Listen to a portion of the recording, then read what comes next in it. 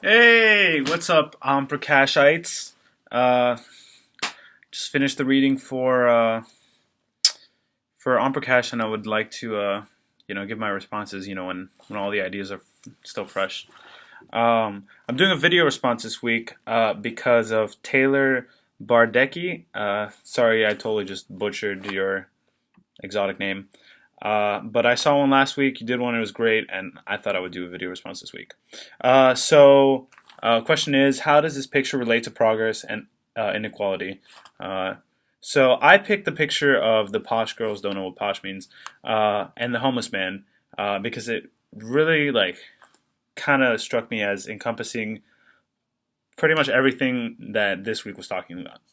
Um, so uh, Wednesday is the mark of Ash Wednesday, and I'm not personally Catholic, but I read an article of some of Pope Francis's thoughts on Lent and like giving up something, and it was too relevant to this week, so I thought I'd mention it. He the picture with the homeless man and the three girls uh, exemplifies what he refers to as the globalization of indifference, which he says is whenever our interior life becomes caught up in our own interests and concerns, there's no longer room for others and no place for the poor. Um, so that picture is like exactly just that. Like the girls, standing there taking a picture or something. Homeless guy. Uh, it's not even a thought to them.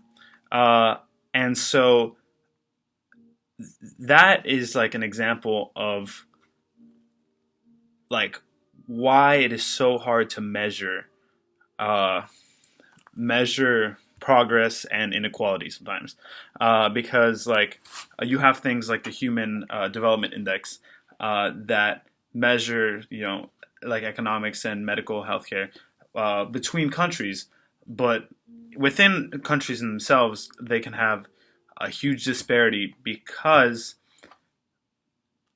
people, and I'm no different, no, like I'm not above this or anything, but get caught up with their own lives and really don't think about what's going on in our own backyard, right? Um, I don't think that CEOs that, like mentioned in Omprakash this week, that own 50% of the wealth of the whole country are thinking about, you know, the homeless man that's living on a few dollars a day.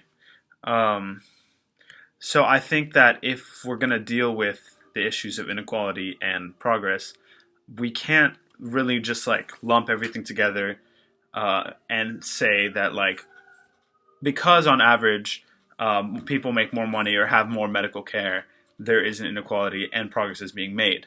Like another unit of measurement that was mentioned was the Gini coefficient that measured just that disparities within countries. But even that alone has its own limitations because uh, since it's only measuring uh, like uh, uh, income inequality within a known country, it's not necessarily a good indication of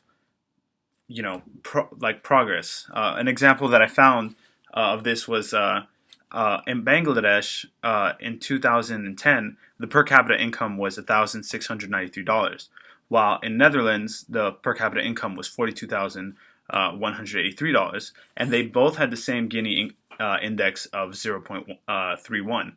So something's going on there. Like definitely means that in Bangladesh they might not have the same uh, medical medical supplies or like the same amount of starvation, stuff like that. And you would think that looking at it at a superficial level, just with like just a number Guinea index, then Bangladesh can't be doing all that bad. So I think we need to look more at specific case by case study ratios, like focus on the people, like interview people, see what's going on really at like the ground level. It relates to almost like the Tom's thing, where on a broader scope, it seems that, oh, giving a shoe to everyone is a great idea. But when you really get down to the core of it, to individual case studies, it's not really the case. People don't use it. They don't need it. The money could have been spent, better on something else. And that was one of the problems that I had with the Hans Rosling video, where it was great that, yeah, life in general, I think, has gotten better in the past 2 years. You can't discredit that. And that's come from technological advancement. We have so much more medicine, and food is so much more readily available. But that doesn't discredit disparity within countries. He got into it a little bit at the end, when he compared like individual villages in China. But I think that the focus should be on that rather than just saying, "Oh, everything's fine because in the past 200 years, people make more money and live longer."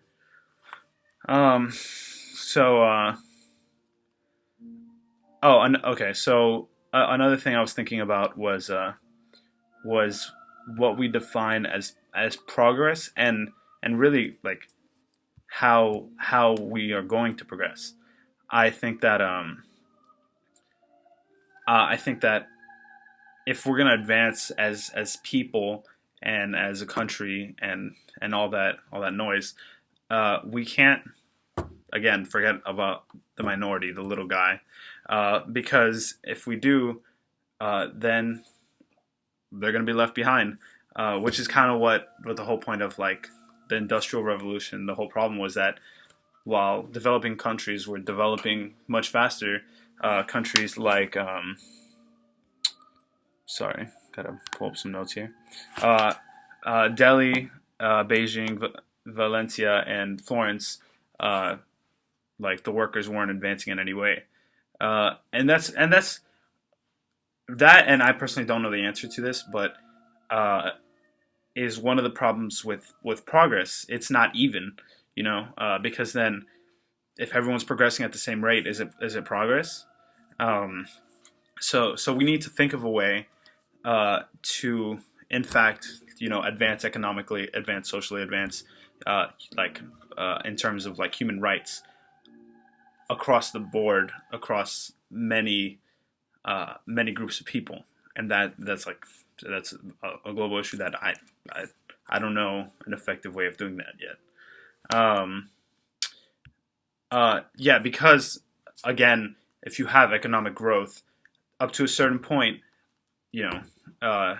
Manfred mentioned this, that you get an increase in the quality of life, but then after a certain point of economic growth, the quality of life begins to decline, which is exactly what's happening in the U.S. now. The richer and richer are getting richer, and the poor are getting poorer. The quality of life is not increasing. While we're still having, you can say that we're having an increase in our GDP and better economics. There's diminishing returns, and that's what we're experiencing right now, which is exactly that picture. That picture is, these girls that look, I guess, well off and whatnot, but then there's a homeless guy right there who they aren't even like giving the time of day to. So that's kind of my thoughts on like progress and inequality. And then the second question was, where do you and your life fit in the picture, and how are you entangled in it? I think I'm definitely entangled in it because I'm part of this society. I'm part of this social structure. So I think that something that I can do, and just people in general can do, is take accountability. Because that guy is homeless, not because not because of like entirely based on his merit or his problems and stuff. Part of it was, the social structure we live in. Something that could have happened to him was that, he went through some economic hardship, then had no means of making a living, so he had to, I don't know, rob someone. The stress led him to drugs. A million things that have happened. And so he gets arrested, has a criminal record, tries to get another job, and he gets denied from it because he has a criminal record, and it's like a self-fulfilling cycle, Or he starts doing drugs, he gets arrested for drugs, and then he resorts back to drugs when he gets out, instead of having medical care and treating like drug addiction like an illness rather than a crime, which could help him get out of the vicious cycle. And someone who got into that was like Paul Farmer, saying that like these afflictions are not the result of accident and force. They are consequence, direct and indirect, of human agency. With the two stories of the people that were affected by soldiers. So definitely accountability is something that like we almost need to like blame ourselves. We need to blame ourselves for the social problems, because they are our problems. They were caused by us, and they can only be solved by us. Another thing in terms of my trip is that I want to really try to think of causing social change instead of social service. Like mentioned in the thing, in the readings, there is some overlap, but they don't necessarily go together, which is true. So in my terms, I'm trying to go work with Build Dignity and go to Lima, Peru, in order to teach music to kids. And so I guess an example of that would be like, social service, I go there, teach a music class, and then leave. While social change would be, I go there, I start a more rigorous music program that can continue after I leave, because that's the whole point. I'm just one person in a city that has 8 million people. So like, if I go there, teach, what am I really doing? I need something that's sustainable. And I think that's kind of like a reoccurring theme I feel I've seen and I've been thinking about, is just like, how can we do something that is sustainable and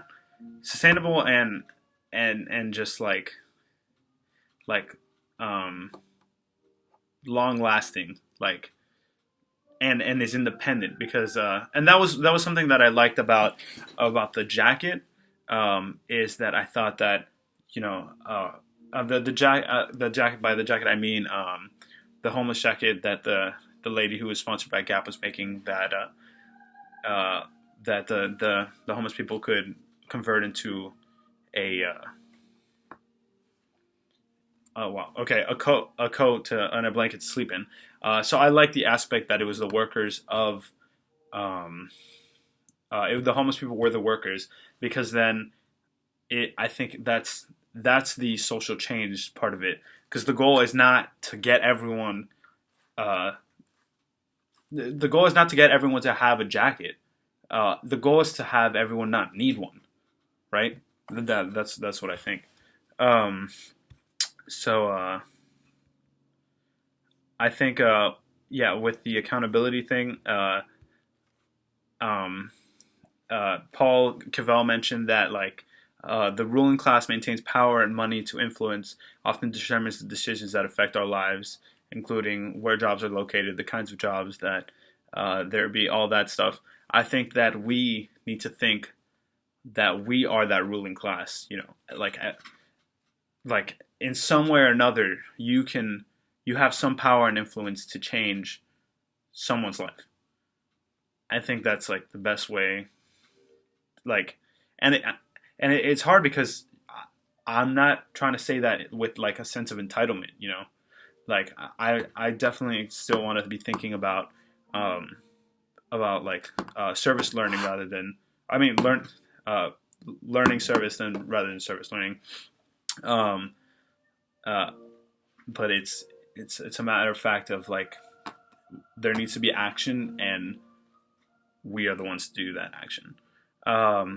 Another random side note was I really liked the speech by Martin Luther King, because it definitely wasn't outdated and had so many things that are still super prevalent in our lives today. Like in terms of like service learning and learning service, he said that the Western arrogance to teach others, but we have nothing to learn, which is like it's totally true. It's and I personally, didn't.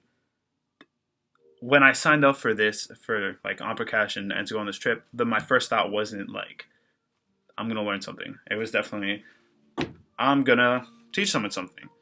And so I've been thinking about that more and more, and I think it's going in it trying to learn something. You will be more helpful to whoever you're trying to help, your population, and you'll get more out of it.